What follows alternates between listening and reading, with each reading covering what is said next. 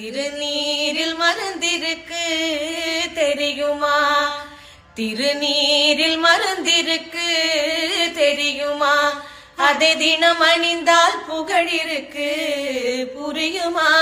அதை தினம் அணிந்தால் புகழிருக்கு புரியுமா? முருகன் திருநீரில் மருந்திருக்கு தெரியுமா? அருள் மணக்கும் ஐயனின் திருமருந்து, அருள் மணக்கும் ஐயனின் திருமருந்து, நல்ல அறிவு கண்ணை திறந்து வைக்கும் மறுமருந்து. அருள் மணக்கும் ஐயனின் திருமருந்து, நல்ல அறிவு கண்ணை திறந்து வைக்கும் அருமருந்து. அன்பு வழியில் வாழ வைக்கும் பெரும